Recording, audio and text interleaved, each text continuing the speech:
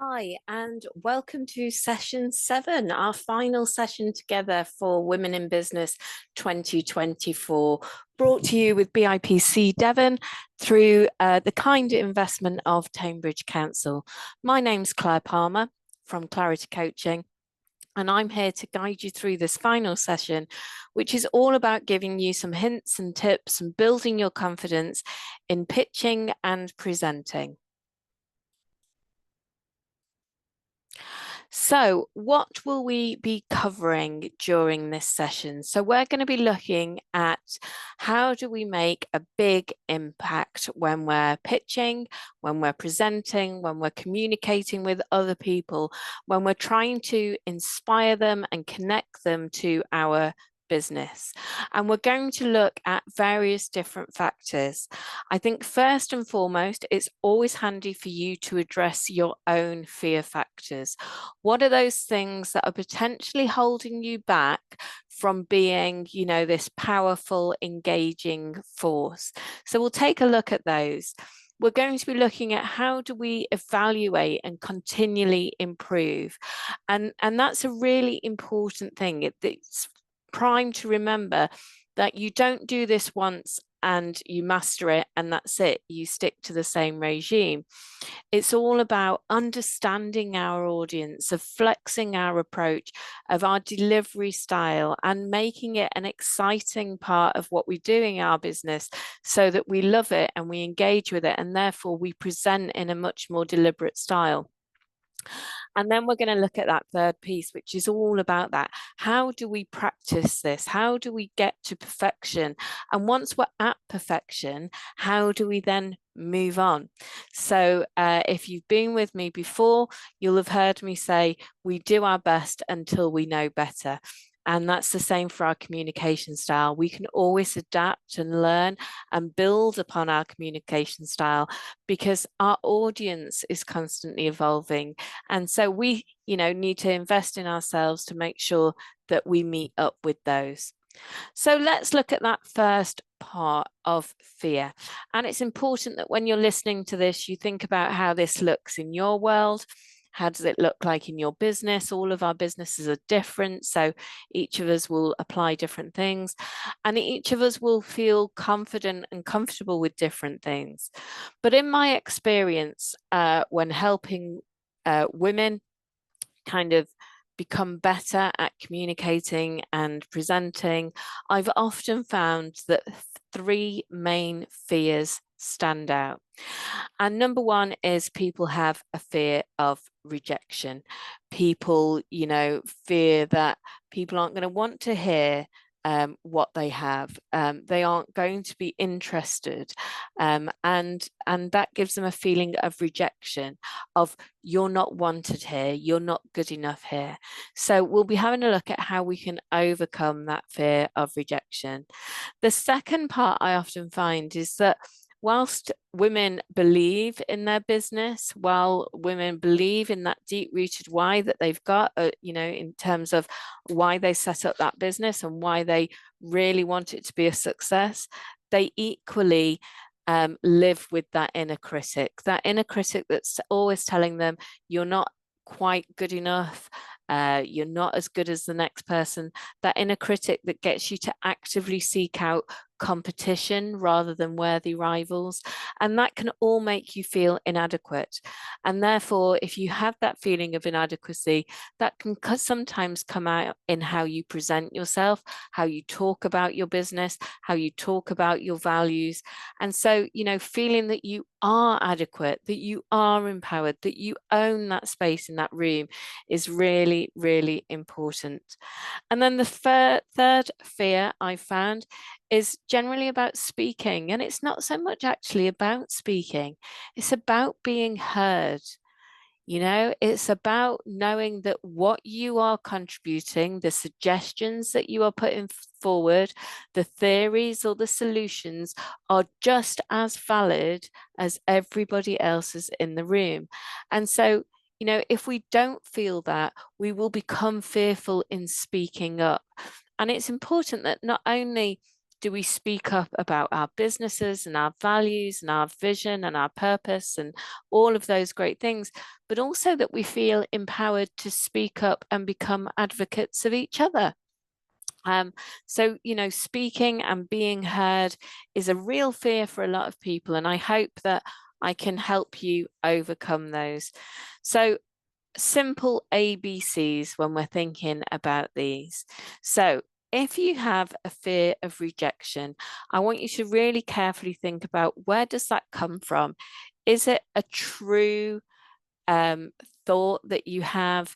Um, if it is, if you were rejected before, what did you learn from that rejection? How can you use that learning to help build up the next kind of pitch that you do? So after each pitch, take notes. What worked well? What made you feel absolutely amazing? And what didn't? And how can you do more of those things that make you feel amazing and less of those things that don't make you feel quite so good? Seek feedback. Seeking feedback is a really brave thing to do. And if we go right back to week 1 and week 3 of this program, where we spoke about confidence and we spoke about resilience, actually being able to seek feedback shows that you do have that confidence and you do have that resilience. And so building those things together can help you start to change your perception of a fear of being rejected into a feeling of, I have an opportunity to grow here, and adopt that growth mindset of looking for the positives and enabling those to help you move forward, rather than focusing on the negatives that anchor you in one place. Now, if you have a feeling of inadequacy, again, I want you to make a note of, what does that feel like for you? What's that situation that made you feel inadequate? And then I want you to focus on everything that you bring. Why is it so important for you to do your business? Focus on those unique things that make you beautifully you. What are your strengths, your qualifications, your experiences? What is that magic thing that you are bringing? And build all of that into your confidence. Use it to prepare when you're going in to do a pitch, or you're going in to maybe a networking event and someone's going to ask you, what is it you do? Use all of those great, unique things about being you to build up your confidence and prepare for that. And then finally, speaking. Okay, so when we're speaking, if we've got a fear of our vocabulary isn't as good as the next person, maybe we've got a fear of our voice being squeaky, or maybe we've got a fear of speaking but not being heard. Whatever that looks like for you, it's really important that you get comfortable with being you. Get comfortable with how your voice sounds. Get comfortable with using the tone of your voice and using it to elevate some words and become quieter in other places, so that people really draw into you because they're waiting to hear what you say next. If you have a specific pitch or a specific kind of, this is me, this is what I do, get really, really familiar with it. The more familiar you are saying what it is that you want to say, the more natural it will sound, and therefore the more comfortable you will feel about doing it. And I know that you can't see me now online, but later on, we're going to talk about body language and the importance of using open gestures. And really, when you put out an open gesture, in other words, you put your arms out and your hands out, what you're doing is welcoming people in. And, visually, that can be really engaging to an audience. So we'll have a look at that in a moment. So exercises to help you build on those ABCs, build on those fears so that you can overcome them.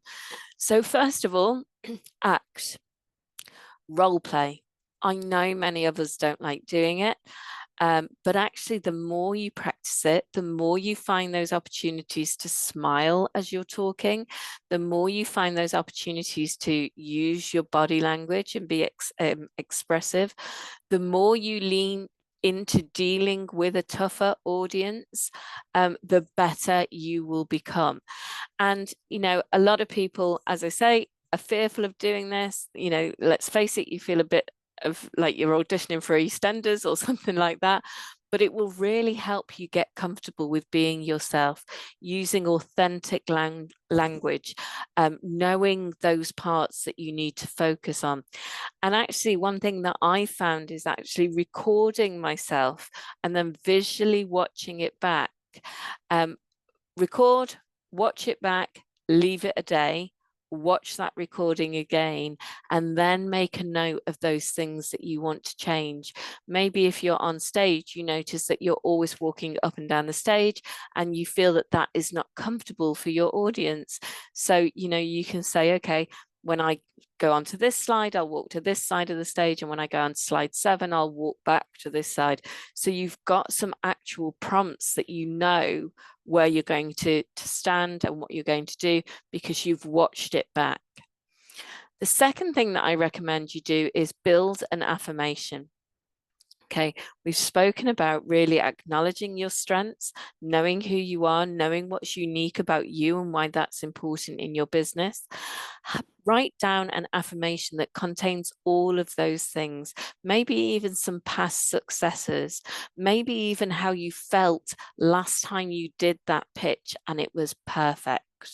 Creating a short positive affirmation and reading that before you walk into a room to pitch, before you walk into a networking event and you have to do your elevator pitch, will all help you release that serotonin in your body, that happy hormone that will make you feel more self-assured.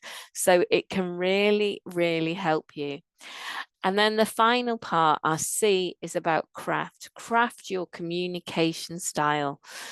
Start maybe just by thinking about the tone of your voice and how you're going to use that in different parts of your pitch to really emphasize a point or pull in your audience. So you can use that to start crafting your communication style. Also think about the words that you use in your communication style. If you're using words that aren't natural to your vocabulary, you may find that you trip over them a little bit. So actually really rehearsing that style, bringing in those words, looking for other words that you can use if you forget the word that you're going to say, will really help you to craft that communication style. And one of the key things to remember when you're on stage or delivering a presentation like this, or even doing your power pitch to someone, is the majority of your audience do not know what you're about to say.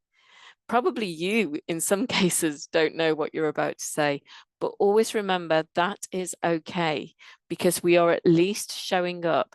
If things go wrong, we can have that self-belief and that bravery to say, oh my gosh, that sounded absolutely rubbish. What I meant to say was, and you can say it. It brings that authentic side into you and helps people around you to feel really comfortable. So here are some ways in which to make a big impact without words. So first of all, when you are pitching to an audience, it's really important to know your audience. So, tailoring your message to your audience ensures that it's relevant and you've got the right level of engagement. You're giving them something that they want to know about, something they need to understand, something that they're interested in, or something that's going to ease their pain. So they're going to connect with you on a deeper level. So make sure you research and learn about your audience beforehand. Maybe knowing their demographic will help. Maybe knowing what their specific interests are or challenges that they may face. And then you can adapt your presentation and your language and your tone to those things. The second part is around having clarity and structure. A clear and well-structured presentation will ensure that your key messages and those calls to action that you have of your audience are understood, are reiterated and are acted upon. It's no good telling someone something once.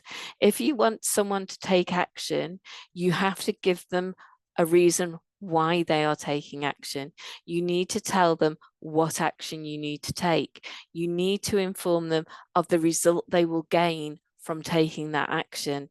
So you can see in that small example, I've just said it 3 times.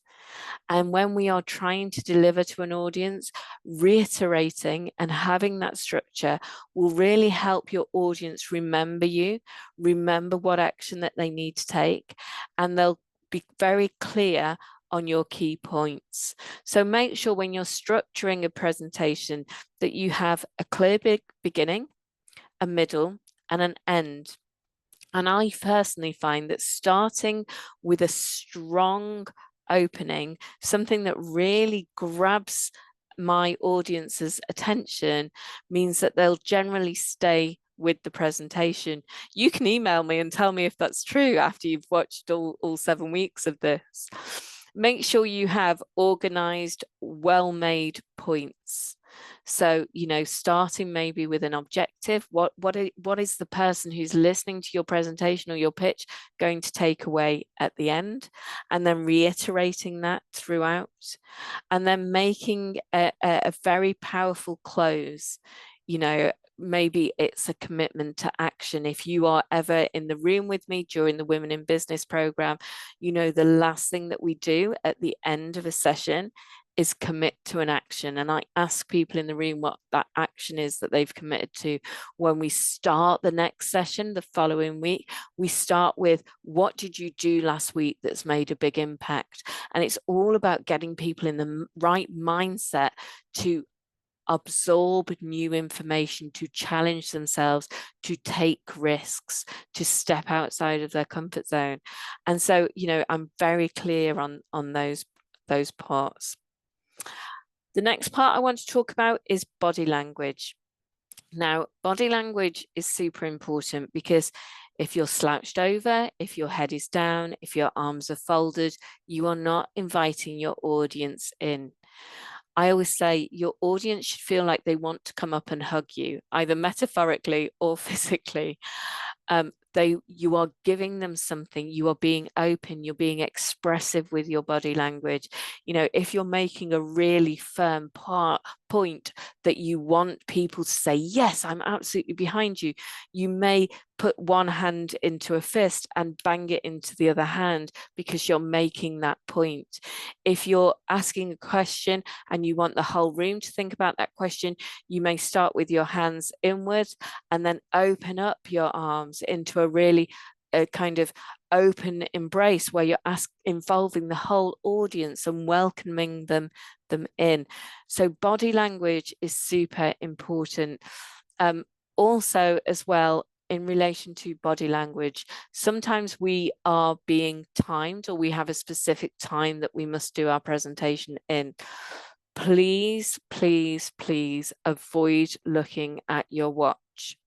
If possible, have someone in the audience who will tell you when you've got 10 minutes left, when you have 5 minutes left, 3 minutes, 2 minutes, and 1 minute. Okay, so they just have to raise their hand and show you 10, 5, 4, 3, 2, 1. That will help you stay on track.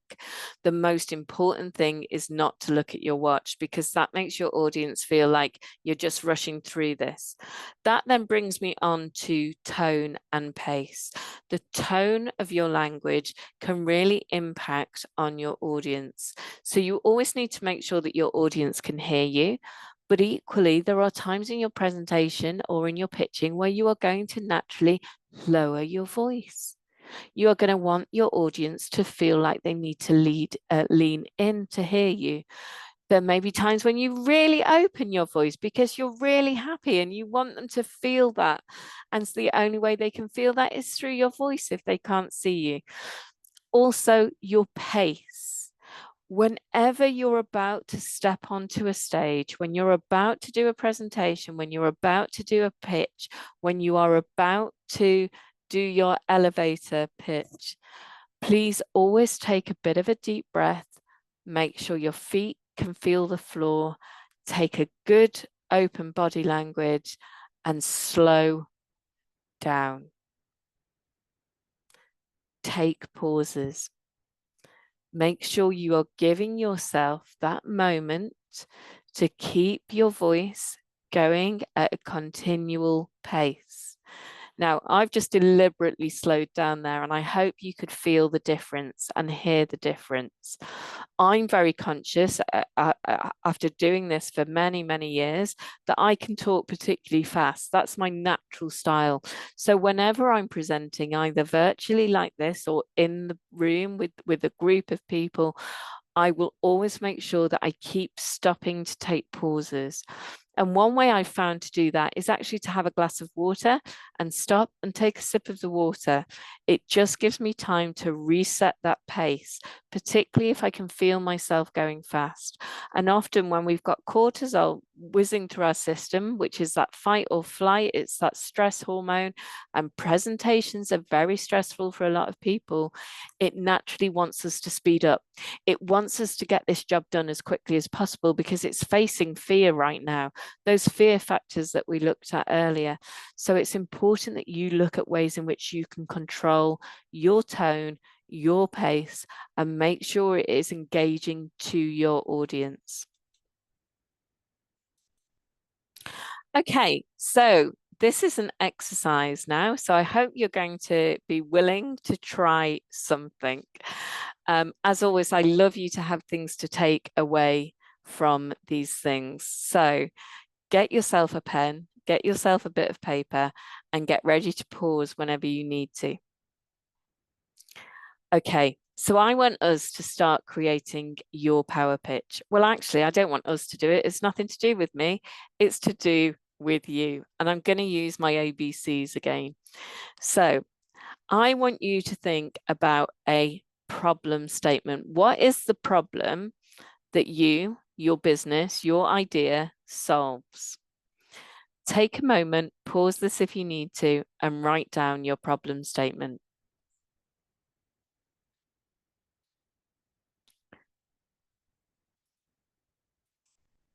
Okay, so you should now have your problem statement, which is great. I now want you to think about the solution. What is it that you provide that creates the solution? So present your solution to that problem that you've already identified. So your problem statement has identified a problem or a need that your product, your service, or your idea addresses. Okay. Your solution should explain how your product or your service or your idea is effectively going to solve that issue for your client. You know, think about maybe emphasizing some of the unique selling points that you have or the benefit that your thing provides over existing alternatives that are already in the market. Pause here if you need to. Okay, so next is our value add. And this is really about the impact that you make. What's that extra bit of value that you're bringing? What does that look like and feel like for you or for your ideal client? Take a moment and write that down. Okay, so here's a pitch that I've created. So this is my less than 30-second power pitch. So someone said, Claire, get up, tell the room what it is you do. So hello, I'm Claire Palmer. I'm the founder of Clarity by Clare. I created Clarity Coaching because I believe in the power of providing tailored coaching solutions that create lasting positive change. You know, my mission is to help individuals break free from that negative self-talk and build unwavering self-confidence. And I love the fact that I create generational impact, supporting people in living intentional and conscious lives and inspiring those people that are around them to do the same. So tell me, when did you last limit yourself because of your inner critic? So there you are. That's one way that I could do my power pitch. And just so that you hear the difference, if it was done in a different way. So let me do it in a way where I am not concentrating on my tone or my pitch, and I'm being more reserved. Hello, I'm Clare Palmer, the founder of Clarity by Clare. I created Clarity Coaching because I believe in the power of tailored coaching solutions that create lasting positive change. My mission is to help individuals break free from negative self-talk and build unwavering self-confidence. I love the fact that I create generational impact, supporting people in living intentional and conscious lives, inspiring those around them to do the same. When did you last limit yourself because of your inner critic? Hopefully you can hear the difference there. On one of them, I was much more enthusiastic in my voice tone. The pace was a lot brighter, a lot louder. There was differences in my voice. I took moments to pause. And if I did it again, I could even improve on that again, you know? Whereas the second version was very monotone. It wasn't very loud. It didn't, even as I was saying it, I didn't feel inspired by it. So, you know, all of those things help bring through. But let's have a look at how I've incorporated those ABCs. So, what I've done is I've started on my power pitch by looking at the results that I provide. So, hello, I'm Clare Palmer, the founder of Clarity by Clare. Okay, that's pretty standard. That's giving my name and it's saying what my business is called. And then what I'm really doing is hooking people into the results that I provide. So the results that I provide is I create lasting positive change through tailored coaching solutions.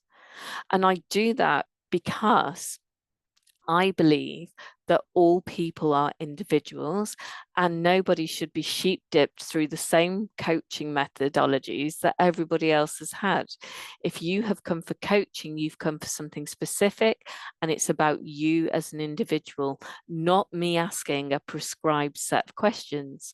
Now, I could say all that, of course I could, but actually, if I've only got a very limited time to introduce myself, I'm going to condense that into I created Clarity Coaching because I believe, I could even say I strongly believe, I truly believe, I'm passionate about my belief in the power of providing tailored coaching solutions that create lasting positive change. So if someone sat there, they might think, oh, I want that because the last coaching I did, it was great, but it's not given me lasting positive change. I want to hear more about that. Okay, so I focus first of all on the results that I provide. I then have gone to A, what is the problem I solve? So my mission is to help individuals break free from negative self-talk and build unwavering self-confidence. Okay, I want people to be conscious in their thoughts and their beliefs about themselves so that they have confidence to take actions that create amazing results for them. Again, if you've been with me through the last 7 weeks, you will know my model about changing your beliefs to change your thoughts, because your thoughts impact your actions and your actions give you results and your results reinforce your beliefs. So I want people to really have unwavering self-confidence so that they take bigger, bolder actions all the time. So I've then talked about the problem that I solve there, because some people might say, well, that's my problem. My problem is my self-confidence is really low. Okay. So I brought the problem in there. And then finally, on the power pitch, I'm talking about the extra value that I give. And the extra value that I want to give is this generational impact. Creating generational change is a big part of my business vision. I don't want to just impact an individual. I want that individual to then be empowered to inspire other people around me, those people who will probably never be my clients, because the person who was my client has radiated that clarity, that conscious thought belief, that unwavering self-confidence to those people around them, whether it be their work colleagues, whether it be their family, whether it be someone that they meet socially. They've done that for me. And that just feels immense to me. So when I'm talking about the extra value that I give, I talk about generational impact, about supporting people in living intentional and conscious lives, because coaching isn't just about changing one belief, one pattern. It's about giving people the tools that they can use time and time again to do that for themselves. So I talk about absolutely loving the fact that I create generational impact and loving the fact that I support people in living intentional and conscious lives and inspiring other people to do the same. It's what really drives me in my business. I absolutely love it. So when I'm talking about that, I try to get that love and that affection out in the way that I speak. And, and then I'll kind of ask an open question. When was the last time you limited yourself because of your inner critic? Because most people can answer that question. Most people can say, oh my gosh, I do it to myself all the time. I talk absolute rubbish to myself. I'm terrible at that inner voice putting myself down. And I say, yeah, that's really interesting. Tell me about that. So I'm opening that conversation up, or I'm opening up people to ask themselves that question. If they're sat in an auditorium and I'm on stage and I say, when was the last time you did that? I want them to think about that and then think about coming to work with me. Think about giving themselves permission to do that. So that is my little power pitch. That is how I introduce myself a lot of the time at networking events. I either say that or I say I get people to stop talking rubbish to themselves. Because again, that's small line. I get people to stop talking rubbish to themselves. People understand. I've been very clear about what I do. So hopefully that will help you start to revisit your little power pitch that you just put together in just a few moments. I want to go back to this. I want you to remember the importance of acting it out, role playing your power pitch, role playing your presentations, getting really ultra familiar with them, being open to constructive criticism. So if you ask someone to listen to your pitch, to listen to your presentation, one of the things I recommend you doing is asking them to give you 3 things that you can improve on. Because the majority of us are going to ask someone we're fairly familiar with, we're friendly with, probably our partners or our children or a close friend. And those people want to tell us positive things. But the way to improve is to hear about those things that you can improve upon. So it's about feeding forward. I'm giving you this feedback so you can move forward. So make sure you ask for that. Build your affirmation. Look at that power pitch. What is that power pitch telling you? Look at your affirmation that you built about yourself. Does your affirmation reflect your power pitch? Can you see the words in there that you're using to describe yourself? If not, get them in there, because those words lift your mood, and things that lift your mood without you necessarily having to focus on them will come through in your voice tone, in your pitch, in your body language. And then finally, remember to start crafting your communication style. If there are words that you are constantly tripping over, change the word. Don't be afraid of that. If you do trip over the word and you're halfway through your presentation, either keep going or stop and say, oh, I'm really sorry, I struggle with saying that word. I do it all the time. I don't think it impacts on my ability to do a presentation, but what it does is it shows people I'm authentic and I'm human. And again, those values of being authentic and human are very, very dear to me and to Clarity Coaching. So I don't mind publicly showing them off. So hopefully by listening to this, you have identified ways in which you can look at and address your fear factors. You started to look at ways in which you can continually improve how you pitch, how you present, how you do your 30-second intro. And you have now got the tools in which to start practicing to perfection. And, if you want to, here's an open invite. You can record yourself doing your 30-second power pitch and email it over to me. I will quite gladly feed forward for you. I will tell you what I loved about it, and I will tell you the things that I think you could do to improve that. So finally, in wrapping up this session, I want you to have ultimate trust in your own abilities, not just to communicate with passion, with power, but also in every aspect of your business. In this 7-week program that we have been together, I hope that I have been able to start you thinking about, if not developing, an unwavering trust and confidence in yourself, so that you are like this bird. You know that you can land anywhere because you are not afraid of those branches breaking. You do not care whether that branch breaks or not. You do not care about the wind of change blowing through, because you trust and know in your own ability to fly and be successful, and always have that with you in every aspect of your life and your business. So I want to thank you not only for listening to this session, but also for being part of Women in Business 2024. It's been my absolute privilege to guide you through these 7 sessions. I want to be connected with you. I want to support you. I want to become an advocate for you, and vice versa in return. So please, if we're not already connected, please do so. Please send me your thoughts, your feedback, your video recordings. Share with me those moments of triumph that you've had, those moments of adversity you've been able to work through because your resilience is now higher. All of that great stuff. Keep sending it through to me. I love to receive it. You can get my email off my website, claritybyclare.com, or you can email me at clare@claritybyclare.co.uk. I'd love to stay in contact with you.